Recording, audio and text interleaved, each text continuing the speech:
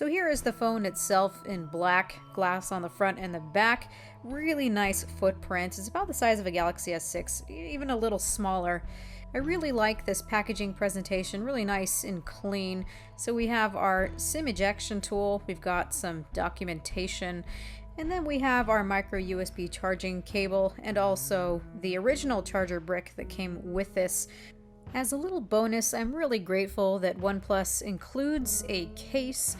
This device is glass on the front, obviously, and also on the back, so it can be pretty easy to drop because it can be quite slippery. There are many times when I have it on a little bit less than an uneven surface and it will just slide off. So many times I find it on the floor, so very nice to have a little case that's going to prevent slippage, at least so easily. Now you've got some friction there. It's also nice that the little included case does have a nice form factor to it, so you're not getting rid of the nice slim footprint of this phone because you're using this. You've got some cutouts there. I think that everything looks really nice. This is a case that I would indeed use myself. You see, it's got a little bit of a matte finish and it's got a frosty look to it as well. So starting off with taking a look around the phone, on the front we have a screen protector that comes pre-installed. That's nice because if you don't want to have your screen scratched, it's there for you already. It's easy to take off if you don't want it on there. This is a 5-inch display that is covered with Gorilla Glass 3. On the front we also have a front-facing camera, 8 megapixels. We have a receiver and a proximity sensor and ambient light sensor. On the bottom, we have capacitive touch buttons, the left and the right, which are reprogrammable or swappable. Unfortunately, these do not have backlighting. Those button symbols always stay there, so it looks much nicer if you get the black version. Then on the bottom, the left grill is a speaker, where the right one is a microphone, so there is only one speaker. Don't be fooled here. Same thing with the iPhone and a lot of other phones I've seen. We have a micro USB port for charging. Unfortunately, it does not support Quick Charge 2.0. Then on the right side, we have the slot that supports either 2 LTE SIM cards, or you can put an SD card in one of its places. We have the volume rocker, and we also have the power button. Then on the left-hand side, we have the switch that allows you to switch between priority or no notifications, just like with the OnePlus 2. It's really nice to see this feature on here. On the top we have a standard headphone jack and also a microphone. Then on the back we have a 13 megapixel camera with a single LED flash. Now this doesn't have optical image stabilization like the OnePlus 2 does, so keep that in mind. It's a very basic camera. Now for a budget phone / mid-range phone, I really like the design of this. It's very clean in appearance. The buttons have a nice texture to them, and also that band has some really nice looking ridges. It just creates a nice overall package.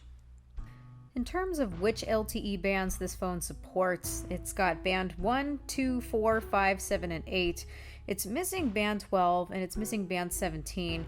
Needless to say, if you're on AT&T, you're not going to get the best LTE support. If you're on T-Mobile, you're going to fare a little bit better. Although in my experience in my area, I couldn't get LTE on T-Mobile either, but I do see people have a lot better luck with having LTE, nice speeds on T-Mobile, but still, I've been getting about 7 megabits per second on HSPA+. So people in the United States need to pay attention to if LTE is something that's really important to you or not. Now, while we are on the topic of connectivity, it's helpful to mention that this does not have support for the 5 GHz Wi-Fi band, only the 2.4 GHz band.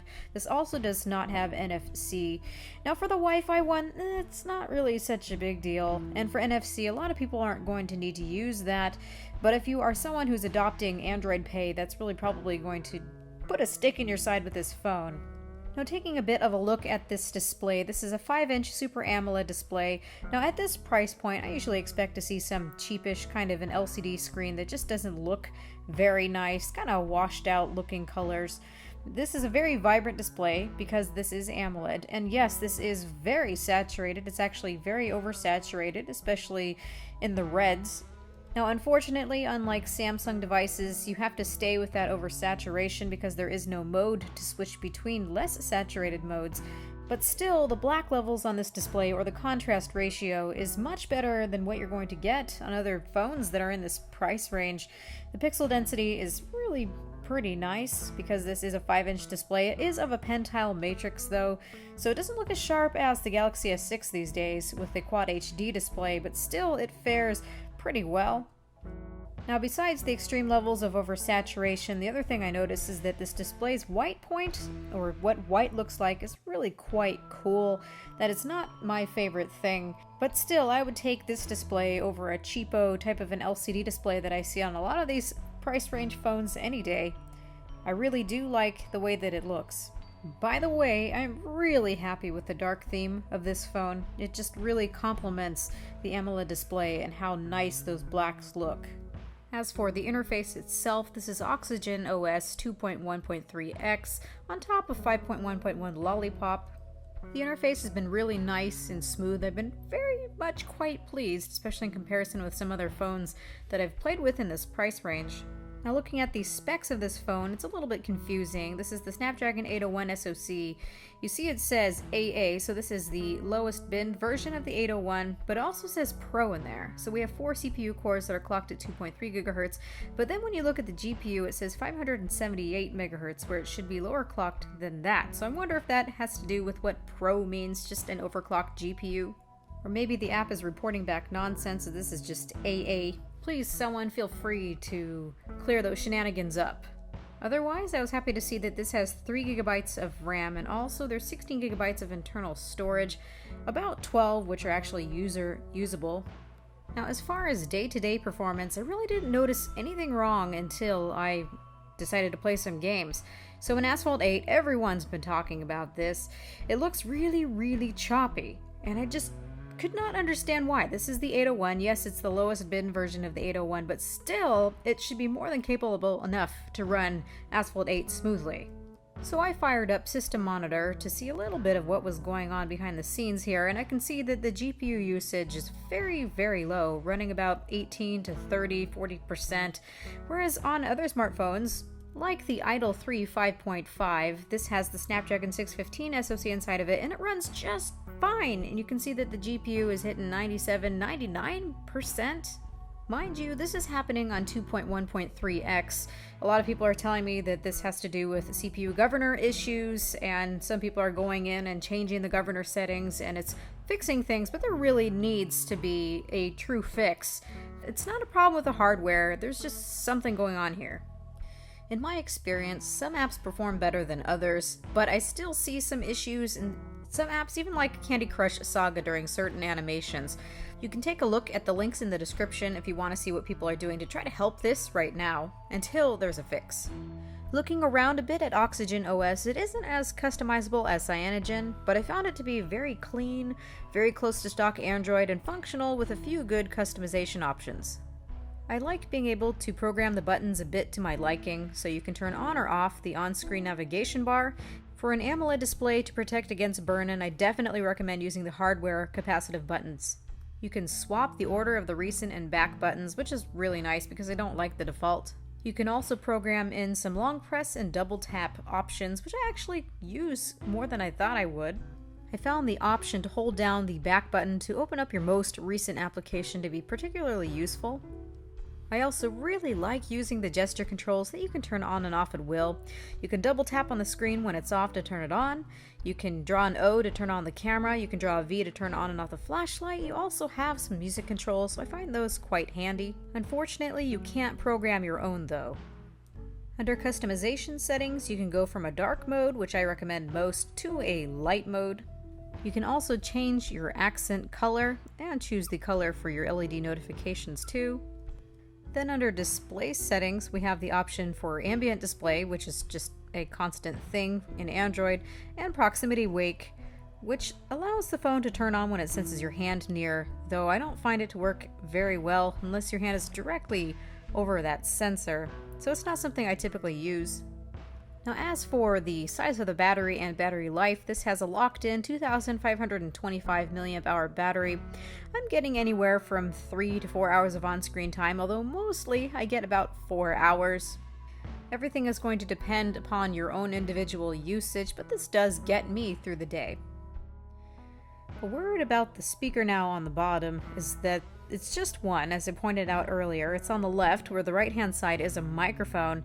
The speaker quality is not very nice. It's kind of jarring sounding, very raspy and kind of tinny when you listen to it.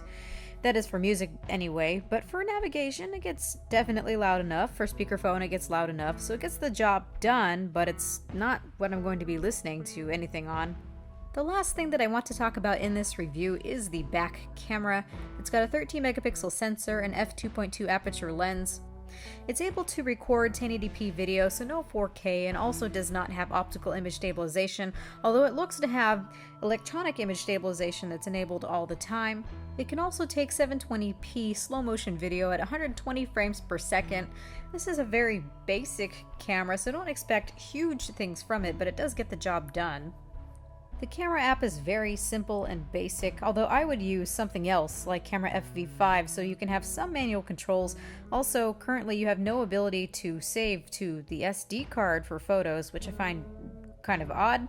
That should be coming in an update. The aspect of the sensor is 4:3. If you want to take a 16:9 photo, it's going to knock down the resolution to 7.9 megapixels.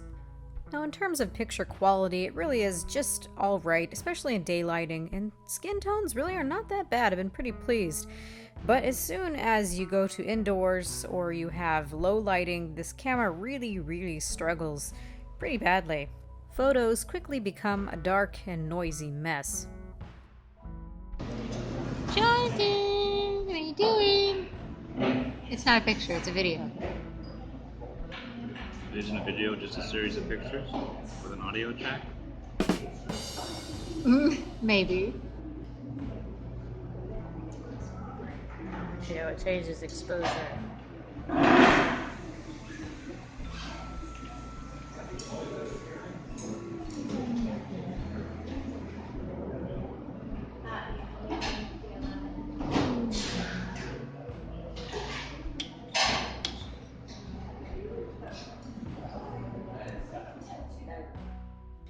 This is a video test indoors to check the frame rate.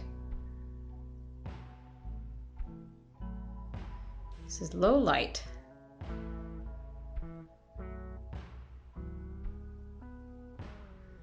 Here we have more lighting there.